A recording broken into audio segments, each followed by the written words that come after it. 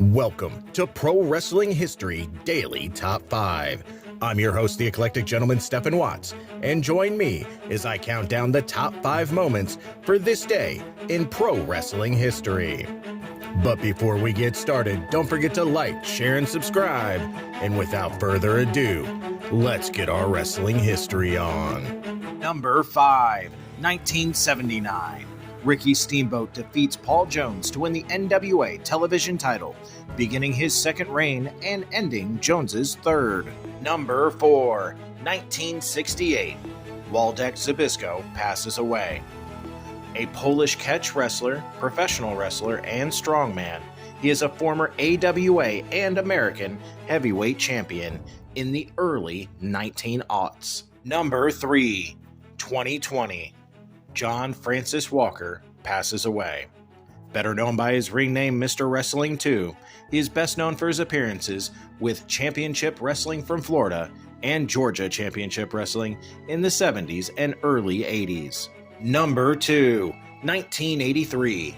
Harley Race defeats Ric Flair in St. Louis, Missouri to win the NWA World Heavyweight title, beginning his 7th reign, the first to ever hold the title 7 times, and ending Flair's first. As a result, Race vacated the NWA Missouri Heavyweight title, held since May 13th, and the NWA Central States Heavyweight title, held since June 2nd, ending the 5th and 8th reign of those respective titles. Number 1, 2002. Steve Austin walked out of a Raw taping in Atlanta and did not appear on the show without clearing it with anyone from management. He booked a ticket home for himself and wife Deborah and left Atlanta after working the Raw house shows the previous weekend.